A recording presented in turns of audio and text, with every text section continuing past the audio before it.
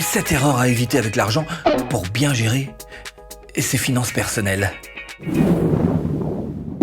Bonjour, je m'appelle Stéphane. Et si vous cherchez à créer votre business en ligne, bienvenue sur cette chaîne qui travaille à domicile. Abonnez-vous et cliquez sur cette petite clochette de notification qui vous permettra de ne rien louper. Erreurs ? Il y en a plein des erreurs dans nos finances personnelles. Alors d'abord, de quoi on parle ? On parle de ces erreurs qui vont faire que vous allez perdre de l'argent.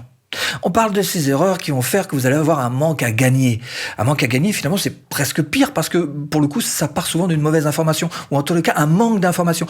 On ne sait pas que si on fait ça, on va avoir un manque à gagner. Et ça, c'est très, très énervant. En même temps, c'est accessible à tous. À partir du moment où on a l'info, tout le monde peut le faire. Il suffit juste d'avoir la bonne info. Mais c'est aussi tout ce qui va vous coûter de l'argent. Et ça devrait pas. Ça aussi, on va en parler un petit peu.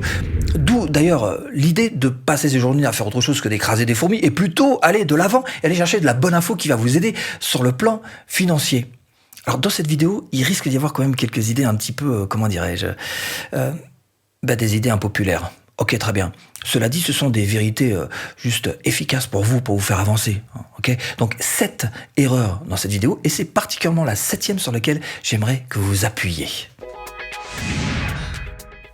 Alors, qu'est-ce que l'éducation financière ? Première erreur, ne pas avoir d'éducation financière. Et ça, on n'y peut rien.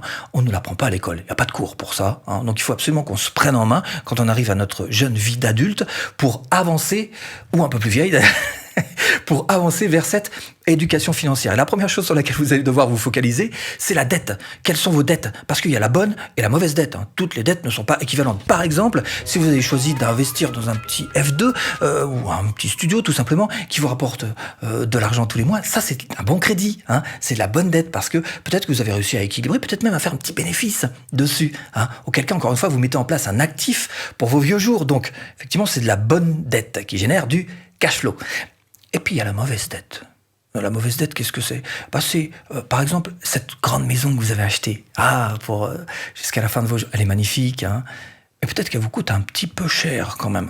Le jardin, vous n'avez pas prévu qu'il y avait la maison à entretenir. Il y a toujours de l'entretien, il y a l'assurance qui gère. Tout est cher, en tout cas beaucoup plus cher que cet appart qui finalement aurait très bien pu vous aller jusqu'à la fin de vos jours. En plus, il était plus près de votre boulot, vous auriez eu moins d'essence. Bref, vous avez compris le principe de la mauvaise dette, celle sur laquelle cette grosse voiture, au lieu de cette voiture finalement citadine qui serait beaucoup mieux adaptée. Bref, vous avez compris, mauvaise et bonne dette. Une fois que vous avez repéré où était la mauvaise dette, celle dont il va falloir s'occuper, il va falloir regarder combien vous avez de crédits. 1, 2, 3 crédits. Alors il faut absolument épurer tout ça. Et lequel vous allez chercher à épurer en premier ? Évidemment, celui qui vous coûtera le plus cher. Vous louez de l'argent à un certain taux, le taux de crédit. Regardez quel est le taux de crédit le plus élevé.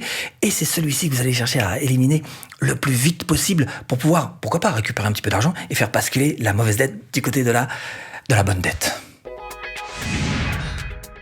Alors, comment réussir sa vie financièrement ?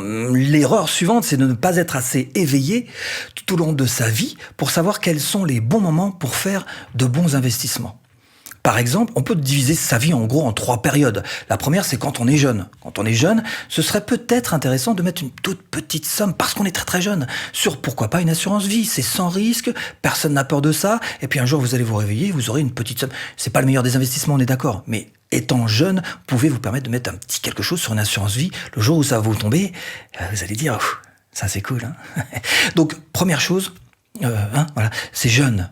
Deuxième chose, c'est quand vous arrivez au top de votre âge en termes de travail. En gros, c'est entre 30, 40, peut-être 50. En tous les cas, à ces moments-là de votre vie, il va falloir vous poser la bonne question et vous dire, je suis à la maturité de ma vie professionnelle et c'est à ce moment-là qu'il faut absolument que j'investisse. Donc, à vous d'avoir ce recul sur vos propres revenus. Si vous êtes entrepreneur, par exemple, il y a forcément des périodes dans lesquelles, des mois, peut-être des années, dans lesquelles vous allez gagner beaucoup plus et ce sera le moment, à ce moment-là, d'être suffisamment lucide pour se dire, je gagne beaucoup, beaucoup en ce moment. C'est le moment d'aller voir ma banque et de déclencher des crédits pour avoir des bonnes dettes.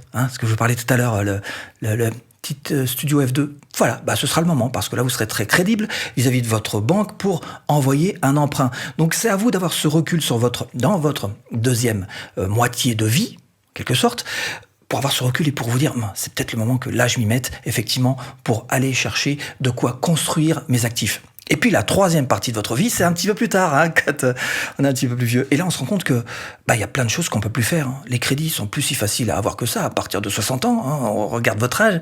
Ah voilà, c'est ça. On regarde votre santé. Ah voilà, c'est ça non plus.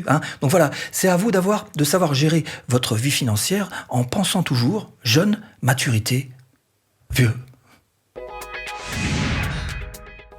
Comment faire pour réussir sa vie professionnelle? Troisième erreur, se lancer sur des filières non scalables. Alors on nous le dit, plus tard, tu seras médecin, mon fils. Tu seras kinésiste, tu seras avocat, comptable, expert. Non. De nos jours, c'est absolument plus ça qu'il faut viser. De nos jours, les filières qu'il faut viser, c'est toutes celles qui se rapprochent de l'entrepreneuriat. Pourquoi? Parce que la grande différence entre tous ces entrepreneurs, ces solopreneurs, quelque part, que sont les avocats, les médecins, etc., c'est que leur profession n'est pas scalable. C'est-à-dire qu'ils sont payables à l'heure. En revanche, un entrepreneur, avec de nos jours l'avènement de l'informatique, de l'Internet, tout est changé. On revoit les choses différemment. Et un entrepreneur, il est capable, encore une fois, de faire, par exemple, si c'est un entrepreneur de formation, comme je le suis moi-même, on fait l'effort une fois pour créer la formation, et après, ça peut être démultiplié sans plus d'efforts, que ce soit vendu 10 fois, 100 fois, 1000 fois, 1 million de fois, il y a un effet levier.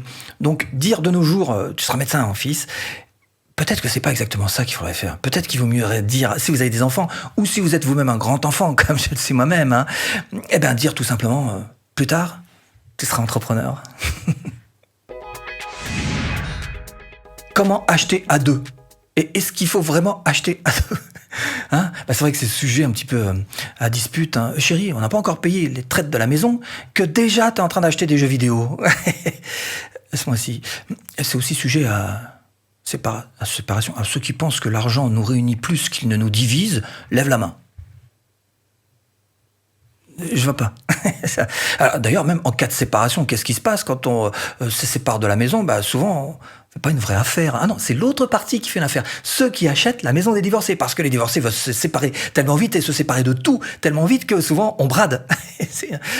Alors, je veux pas non plus noir sur le tableau. Il y en a pour qui ça se passe effectivement très très bien, mais ils sont peu nombreux. Et en tous les cas, ils sont à peu près aussi nombreux qu'il y a aujourd'hui de rescapés du Titanic. Comment gérer son budget personnel? Cinquième erreur, peut-être que vous vivez au jour le jour. Peut-être que vous vivez au mois le mois. Peut-être que vous êtes dans l'urgence, toujours sur une ligne un peu en débit, un peu on revient en crédit, un peu limite comme ça. Et c'est une véritable erreur. Parce que si un jour vous avez le moindre problème et que vous avez besoin d'argent, vous allez basculer carrément dans le rouge et ce sera extrêmement difficile de revenir. Donc c'est quelque chose sur lequel vous devez absolument vous focaliser, notamment en mettant en place un budget. Alors, budget, je vous ai fait une vidéo là-dessus, c'est très simple. Cliquez, voilà, c'est après avoir vu cette vidéo. Après, voilà, ok. Bon, donc budget à mettre en place. Deuxième chose qu'il faut que vous preniez bien en compte dans votre tête, c'est que vous devez avoir du cash devant vous pour deux raisons majeures et principales. La première, c'est que ça va vous permettre de vous prémunir en cas de problème, évidemment. Et puis la deuxième, c'est que ça va vous permettre de rejoindre une opportunité qui pourrait se présenter devant vous. Vous pouvez très bien avoir besoin de faire un investissement pour X raisons que ce soit dans la vie réelle ou sur Internet, qu'importe. Il vous faut un petit peu de cash. Alors pour ça, ce que vous allez faire, c'est que vous allez chercher à vous payer en premier. Dès que votre salaire tombe, vous allez prendre 20% sur votre salaire. Pour vous, tout de suite, vous prenez et vous mettez sur votre compte épargne. Et vous allez vous débrouiller avec les 80%. Restant encore une fois, avec un budget, ça reste quand même accessible à tous. Et pour cette sixième erreur, histoire de bien gérer vos finances personnelles, je vous ai fait un gros sac dans lequel je vais vous mettre quelques idées en vrac. Pas beaucoup, 5 idées. 1. Acheter d'occasion. J'ai une voiture que j'avais achetée d'ailleurs il y a quelques temps avec 9000 km. Est-ce que vous pensez que si j'avais acheté exactement la même voiture, mais avec 0 km, elle aurait duré plus longtemps? 2. Vérifiez avec qui vous vous mettez en couple. Une cigale et une fourmi font très mauvais ménage. 3. Avoir des enfants, ça a un coût. On va pas se mentir, la nourriture, les vêtements, l'éducation, tout ça, ça a un coût. Je suis pas en train de vous dire n'ayez pas d'enfants, je suis en train de vous dire que peut-être que ce serait intéressant pour vous de penser à faire vos investissements avant d'avoir des enfants. 4. J'ai un ami avocat à qui j'ai demandé un jour si je me marie, qu'est-ce que je dois faire comme contrat de mariage pour pas que je me fasse trop... Il m'a dit rien. Te marie pas. Je lui dis, non attends, qu'est-ce que je dois faire comme contrat de mariage si je me marie? Il m'a dit, rien, te marie pas. Ah, ok. j'ai suivi son conseil. 5.